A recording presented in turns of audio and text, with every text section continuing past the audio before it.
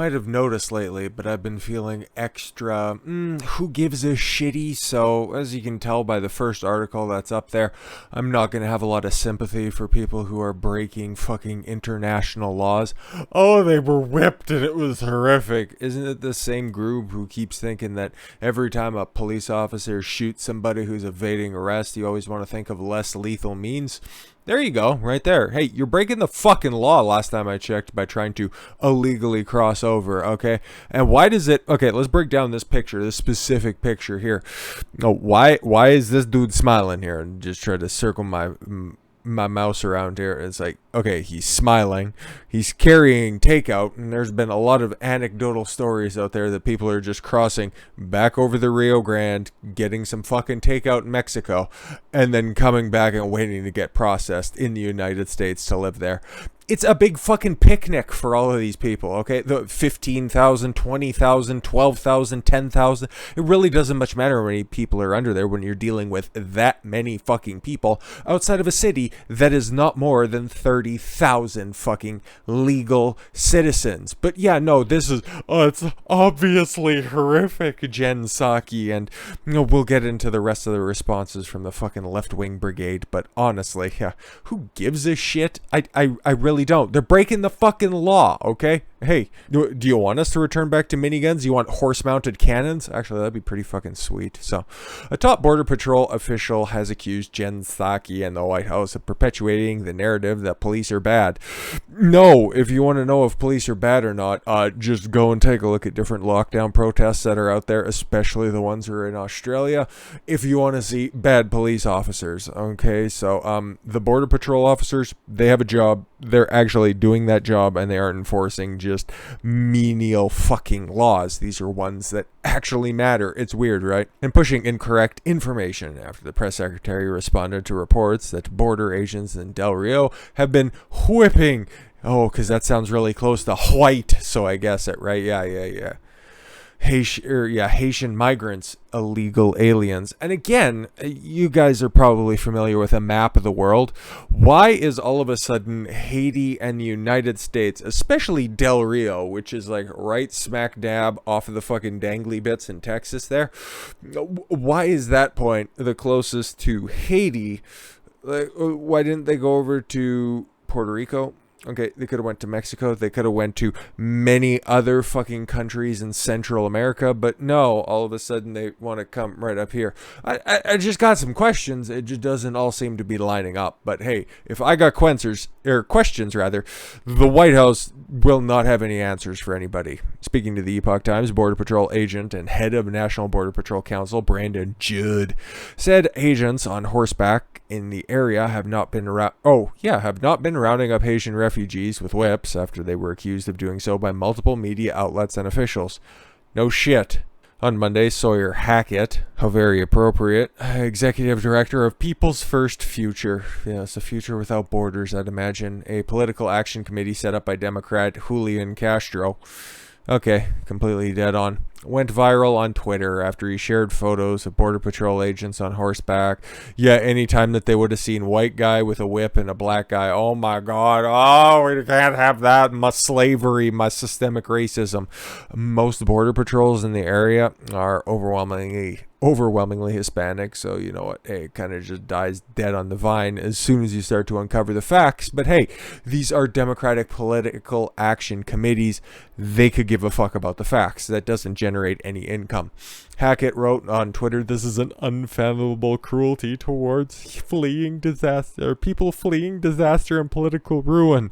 Why did they come specifically to Del Rio? Just answer that. The administration must stop this. He also shared footage showing border agents on horseback attempting to prevent migrants from wading back and forth across the river. Yeah, they're in a dire situation. They're escaping political ruin and disaster, but yet they just keep going back and forth cross the Rio Grande. Really, just, kind of boggles the mind. I'm normally a guy who appreciates a little bit of logical consistency, which this definitely seems to lack. Oh, speaking of which, the post was quickly shared over 27,000 times. Ooh, it went viral, including by members of Congress, Representative Alexandria Ocasio-Cortez and Senator Jeff Merkley. Ugh. A report from the El Paso Times regarding the situation in Del Rio also went viral, I'm sure. An excerpt from the claims a border agent swung his whip menacingly. How else do you swing a whip? I'm just wondering, okay? Normally, if you're going to pick up something, you aim to use it properly. At Haitian men who were trying to cross the river again and buying food and water in Ciudad de Cuno, Mexico. Sure. That's your defund the police movement right there. Judd said on the video. They only show a short segment of the video. The Horse Patrol agents under the administration are trained to ensure the safety of the migrants, to keep them away from the horses, because the horses can harm people. No. If you want to see horses or little burros doing something a little bit differently to people, you got to go to Tijuana. That's a little bit further west. That might be a little bit too far for these people to travel. They already went so far, they can't go a little bit farther. But anyways, they can inadvertently step on them. They can rear up and they can kick them. And they can do some really awful things to men in the early 2000s in Washington. Okay, if you've seen the video, you know what's up. And so agents have to keep migrants away from the horses from their own, or for their own protection, and so they will use the reins and twirl the reins. As you can see there, those are reins. You unbuckle them from the other side, and then you use them to snatch them up, put them on the saddle, bring them back to the camp. Okay, wasn't whipping anybody, just the media into a frenzy. But this is the end game, right? They just want to bring over these fucking migrants, let them languish in absolute squalor, all for votes. Not like you're trying to improve anybody's life, okay? You're not really offering them any sort of a better condition than what they're fleeing from. You're just transplanting people with the same resources to set up the same third world shitholes just in a nicer area of the world. Like what the fuck are you guys doing? Like, these are what the immigrant camps look like, okay? Images coming out of makeshift migrant camps under the bridge in Texas border town reveal the horrendous conditions thousands of people are living in. All for a chance to live in America, right? Or whatever the Haitian accent is, I don't really know. From seeking shelter from the brutal sun inside tents fashioned from pieces of cloth and using jugs of water to bathe. Well, the Rio Grande's right there. Can't you just go back? Oh, no, right. They got guys on horses with whips. Sure. All while surrounded by ever-growing mounds of garbage.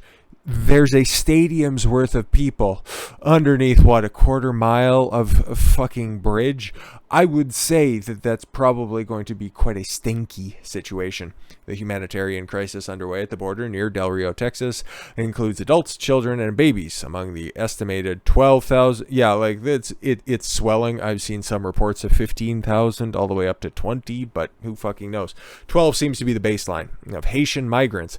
Again, why the geography doesn't make any sense, but neither does anything to do with this administration. Meanwhile, Governor Greg Abbott is wondering if anybody there is pregnant because no abortions in his state. Has ordered state vehicles to create a makeshift wall along the border to block people crossing the, I thought it was going to say to and fro, so it almost got me for a minute. Crossing the Rio Grande River, according to a report. Well, we can kind of see it with our own fucking eyes. Those are definitely border patrol vehicles, so migrants began gathering last week under the international bridge that connects Del Rio to the Ciudad de Cuna, Mexico, but the numbers soon exploded as streams of more migrants, many coming from South America and from a small little island country. Again, just very, very weird. Photos depict scenes of misery and squalor, more common in third world countries, which the United States can soon aspire to.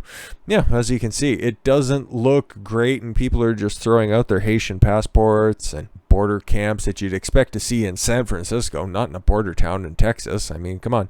Just waiting to be processed, I guess. Like, is this a way to live? Is this... Like, they set up snow fence and everything, but honestly, these people shouldn't be there that long where they can just set up fucking shanty towns. And you shouldn't be encouraging this either. But don't worry, Biden has a plan. His administration, though, he's still busy stuttering, muttering, and fucking his way through a UN General Assembly speech.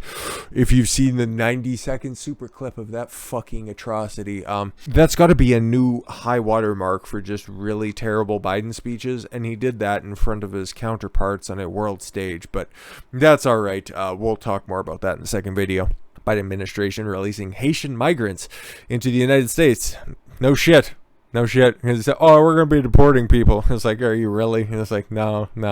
I see another report is like maybe 1,000 are getting sent back, but aren't you going to be staying here? And as some reporter will ask and be like, maybe, we don't know. Yeah, cool.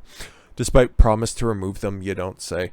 Media outlets report that despite promises from a Director of Homeland Security, Alejandro Mayorkas, Haitian migrants are being released into the United States interior. Yeah, probably being flown on taxpayer dollars. That seems to be what they fucking do with illegal aliens.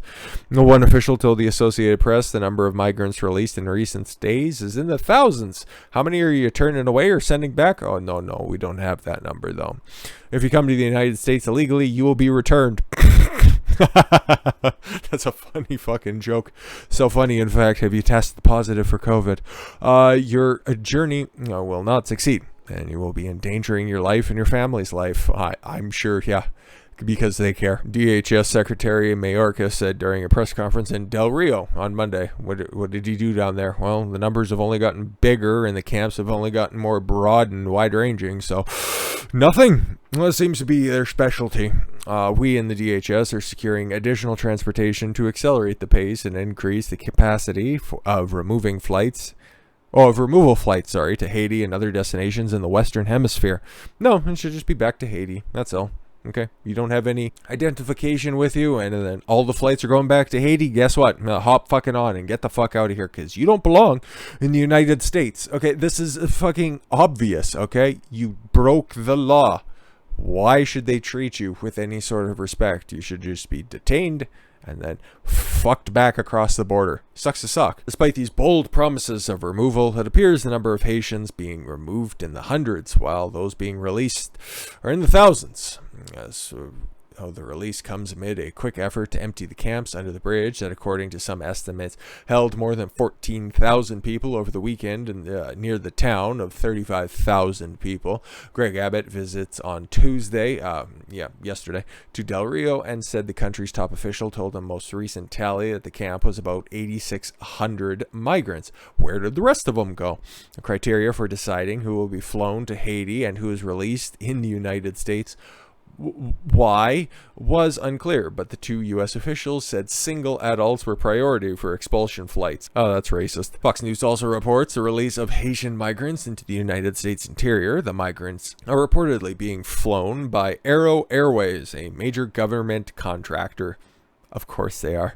Not to the United States destination, including Chicago, of course, Denver, no doubt, Minneapolis, New York, Yakima, Washington, and Harrisburg, Pennsylvania. The AP claims as many as 6,000 migrants who have been released from the camp in Del Rio, Texas. Yep, and flown on taxpayer dollars to be relocated in several blue fucking cities. I'm not too sure about Yakima, Washington, but it's fucking Washington State, let's be completely honest here. But that's all right. We know the congresswoman of one of those cities, in fact, Minneapolis, is more than happy to accommodate those people. And in fact, she thinks that it's something that the United States owes Haitians. They owe them asylum. Why? And obviously, sending anybody back, it's obviously systemically racist. All right, there's only one way to get that stupid, and it must be something to do with incest. There's no other way to explain it. Of course she was on Readout. Ilhan Omar said Monday on MSNBC's that the United States contributed to the problems in Haiti. No, just one specific couple, and it starts with a C and it ends with a suicide. Therefore, she argued, we owe Haitians the right to seek asylum after thousands gathered at the U.S.-Mexico border. How? This is going to be an intellectual journey.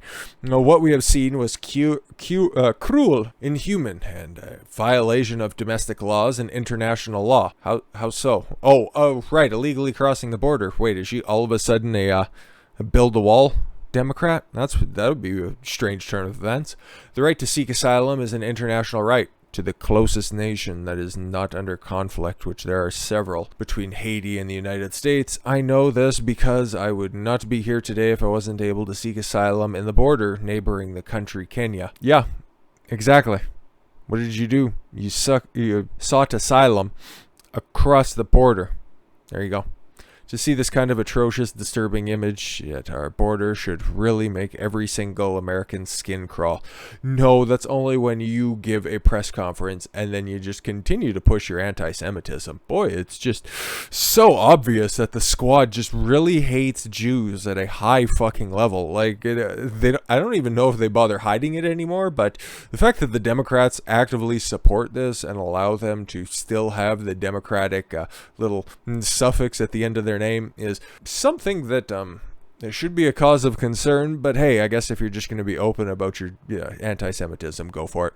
Far-left Democrats force funds from Israel's Iron Dome out of funding bill. If they want to get hyperbolic and they want to go into the spin machine, fuck you, turnabouts, fair play.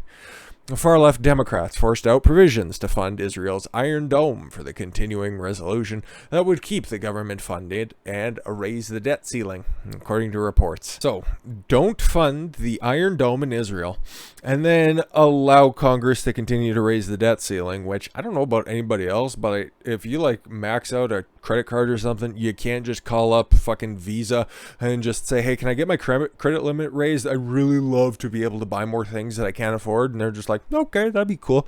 Yeah, that doesn't fucking happen for private citizens, but the government can continue to do that and continue to fund the government, of course, because God forbid those two ever miss a fucking paycheck. According to the Army technology, the Iron Dome provides a defense against the short-range missiles and rockets. Yes, we've seen it in action. When was that? 6 months ago at this point? But yeah, those missiles are very important and they're very costly, and they just get bought by the United States anyway, so it's just kind of a big fucking money laundering scheme where, okay, Israel, we're going to give you money, but then you got to spend that money on shit that we buy, so that it looks like the military and the defense contractors are actually a net positive. But hey, you know what? Let's not look too deeply into that military industrial complex. Anyways, already called out the fucking Clintons. What else do we need?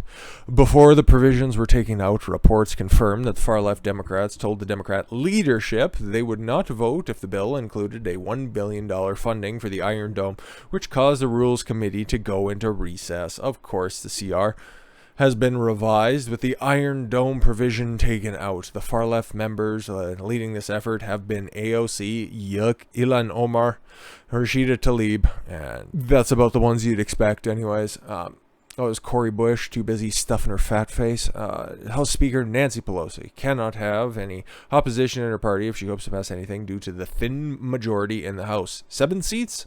Something like that, so concessions had to be made, and those are the right brown people to marginalize in the Middle East for Democrats, so whatever. What else is happening? Articles of impeachment have been filed against Biden. It's not going to go anywhere, but I'm glad people are actually fucking doing things. House Republicans deliver 3, count them, 3 articles of impeachment against Joe Biden. Let's see what they have.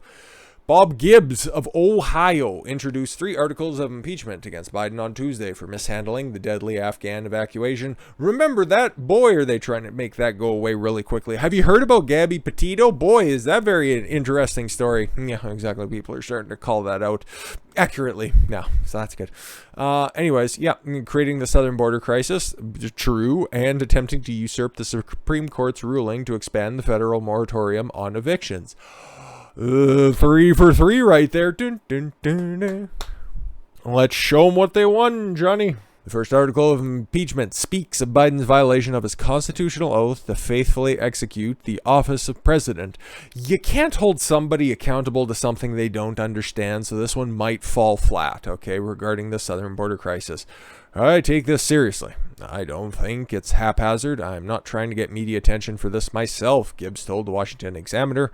Case in point, he had to talk to the Washington Examiner, not like when whoever it was who filed the several articles of impeachment against Trump because Orange Man bad. Oh, the Washington Post were knocking down the doors, fucking New York Times, CNN. Everybody was just running these. I haven't seen anything about this so far. So clearly he's just doing it because it's correct. Very correct. He's done so much damage to this country in less than 9 months, which is really scary. Yes, it is. The second article concerns trashing the separation of powers by illegally attempting to extend the federal moratorium on evictions. Despite the clear warning from the United States Supreme Court and with no legislative directive from the United States Congress, Biden violated a key principle of American republicanism, Gibbs wrote. He's not capable of being commander-in-chief. Okay, thanks. That's all we need. Thank you. We can move right now. He's got more to say, but he's still very accurate in that first half of his statement.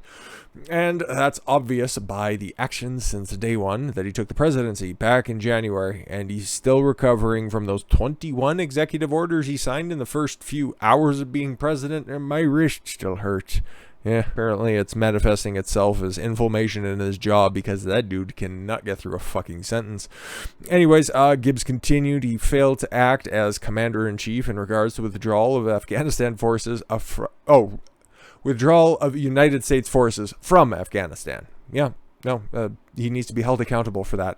I just can't believe people are trying to move on from that. 13 people died, 10 civilians, 7 of which were kids, got nuked in retaliation after you fucking blatantly lied and said, we got 2 ISIS-K high-ranking officials. That's definitely what we got. It wasn't a whole bunch of aid workers and their kids. Fuck off. At some point, they're going to be held accountable for their actions, and this kind of putting them on notice, he told the publication, maybe as something like this makes the White House think twice before they do some of this nonsense. Nah, won't pass the House. There's too many weak-kneed Republicans that are there anyways who are still trying to, figure out, because one of the House members who voted to impeach Trump and then outed himself as being a rhino, Anthony Gonzalez of Ohio, yeah, I'm not going to seek another term because you're the orange man bad. And it's like, good, bye, see ya, you were going to get fucking primaried anyway, stupid. So, yeah, this should serve as notice, but then again, he'd have to be awake enough in order to take that as a shot across the bow. But let's be honest, is Joe Biden staying awake for any significant period of time? That takes weeks and weeks of preparation to do that. But let's show some very embarrassing Biden stuff here. And we'll wrap this one up and we'll head on to the next one. Thank you all very much for the gift of your time. I've been Don Consuelo. I want you to follow your gut and get after it. Take care, everyone.